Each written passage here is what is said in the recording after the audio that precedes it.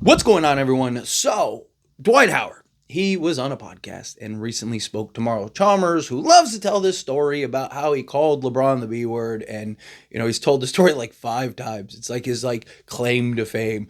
And Dwight Howard chimed in and said, I said the same thing, and then I got kicked off the Lakers, which is funny because it was 20 other reasons before. Also, didn't Dwight Howard leave the Lakers and go to Houston because Kobe was mean to him, right? Like, wasn't that a thing? Like, are we all old enough to remember that? I just think this narrative is funny, right? You have Dwight Howard who, he's gone through these, stages of grief, right? It's like he went from, I don't need the Lakers to please take me back. I'll do anything to begging Jeanie Buss in an interview to begging fans to try to create an uproar to get Dwight Howard back. To now it's I was kicked off the Lakers because I called LeBron the B word, right? Okay. That now that's what it is. Now that's the story, is that's why you're off the Lakers. It's not because your age, you just weren't very good the last stint. It's not because you had issues, right, beyond LeBron. Maybe you did. Maybe that is the case. Maybe he called LeBron the B word and, LeBron was like, yeah, I'm not having that. Or it could have been that maybe you were fighting Anthony Davis on literally the bench, right? You stood over him. Anthony Davis stood up. You were saying stuff to him, right? It couldn't have been any of the other things. It couldn't have been the antics in the locker room, where there were questions, even in our championship run, about how serious is he taking things, right? Because he liked to be, the class clown and stuff like that and whatnot. I think it's as simple as he's just old and hasn't played in a couple years, right? I understand there's a large Laker fan base that wants Dwight Howard. That, anytime I even mention a center or bring up the thought of a center or mention Dwight Howard or anything like that, I get flooded with comments from people that are give him a chance, can't be worse than Trey Jamison. He was the Yogic stopper. Let's address the Yogic stopper thing, right? One, that was 5 years ago now, for one. Dwight Howard isn't the same player, for one. Two, Jokic isn't anywhere near the same player. Jokic is a completely he's won multiple MVPs since then and is now the clear-cut best player in the league and putting up 30, 20, and 20 games, right? It's not even in the same stratosphere anymore, right? Yes, would I hate the idea of Dwight Howard being a 6-foul guy, especially come playoff time, right? Would I hate Dwight Howard being in there just to kind of be a menace on the basketball court? Go get a couple techs, go, give some hard playoff fouls. Nothing dirty, but just, some good playoff fouls. Sure, right? I wouldn't be completely against it.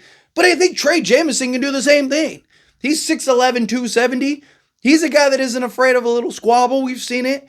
Right, he's a guy that actually reminds me a lot of Dwight Howard. He's not as good or to the scale of Dwight Howard, obviously, but he is that big physical just mountain on the inside that can just give you hard playoff fouls, be a 6-foul a game guy, and also just kind of be that menace that just upsets and gets under people's skin and gets in their mental and stuff like that.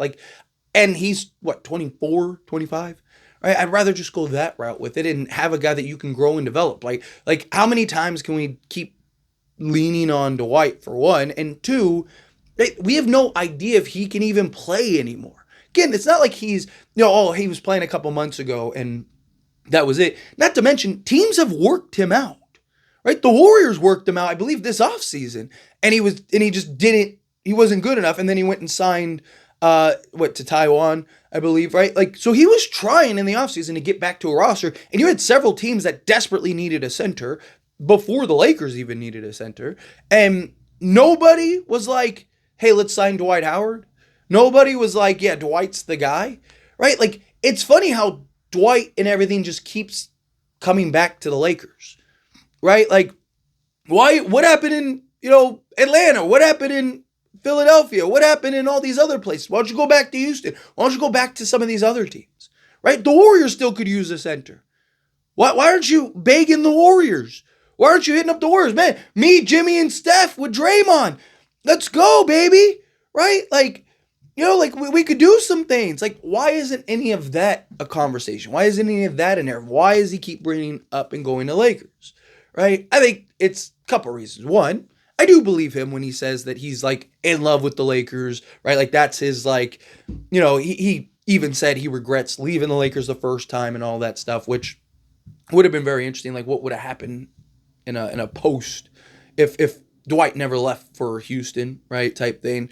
Would the Lakers have worked something out to maybe still build a contender and maybe they would have had another chip or two, or would it have just been a disaster, right? That could have been a possibility because not like Dwight won anything in Houston or anywhere, and he had a prime James Harden, right? So, there's a lot of kind of questions with that, but beyond like the his love for the Lakers, I also think part of it, he has a podcast and he even said himself that, hey, I'm a podcaster now, right? It's what I am. So what better way to kind of get attention, get headlines, get media drum up, get content creators like myself talking about him than to keep mentioning the Lakers, right? You mention the Lakers, you're going to get views. It's how it works, right? You have a video or you have a conversation about the Lakers, people are going to click on it and they're going to want to see about it, especially when it comes to a guy like Dwight Howard, right? Especially Dwight Howard, who keeps going on these campaigns year after year after year after year to stay with the Lakers and play with the Lakers, right? Lakers, Jeanie Buss said that they offered him a contract, right? They had a whole thing. And Jeanie was like, dude, we didn't want, even after all of the drama, even after, him supposedly calling LeBron the B word and, Anthony Davis and their little squabble and all that stuff, right? Jeanie said, like, hey, we were offering you a contract. I was on your agent. Talk to your agent. Right? And it was the agent that Dwight ended up firing, if I'm not mistaken, right? Like, so, again, like, now the narrative has changed. The interview was there. Jeanie said it. Him and Jeanie had a conversation, and Jeanie said why he wasn't on the Lakers, right? And he went and signed a contract elsewhere. Jeanie was like, no, you left. We were willing to bring you back. We had a contract. We were willing to have you stick around. And you chose to go elsewhere. And he was like, no, that wasn't me. Like, da-da-da-da. And turns out it was his agent. Okay, well, why is it now you called LeBron the B word? And that's that. Also, when did you call him that? When was that? Right? Was it that year? That was the last time? I mean, he implying that. Could it also just be that season was a total disaster and the Lakers just wanted to wash their hands and dissolve of all of that? And then brought in Darvin Ham and, did all those things. And now, fast forward and the team looks completely different, right? Like Jared Vanderbilt's essentially the only guy left, right? So could that, I don't know, maybe even be a 10% chance that that's probably what happened, right? Like, again, like, I don't buy that calling LeBron the B word was the nail in the coffin for Dwight Howard. And if it was, then it was the final nail. It wasn't the first nail and the only nail, right? It wasn't like, because again, like Mario Chalmers' claim to fame, his big story that he's telling, I mean, every chance he has, he's telling that story, right? And he's still on the team. He was still on the team. He's still, like he said, we won championships, did all that stuff, right? It wasn't like I wasn't calling him that. I was just kind of trying to motivate him. And, Mario Chalmers talks about how he was, that was his role, is to like call LeBron a B word and, then rally him and get him fired up to win. Like, it's like, come on, dude. You think that was the thing? Yeah, you're right. You were the only reason that Miami won championships and why LeBron was good. If it wasn't for Mario Chalmers calling him the B word, then LeBron never would have won anything. Miami never would have won anything. LeBron would have been a scrub his entire career, right? Like, man, LeBron should just like send him $1 billion for. It's just so silly.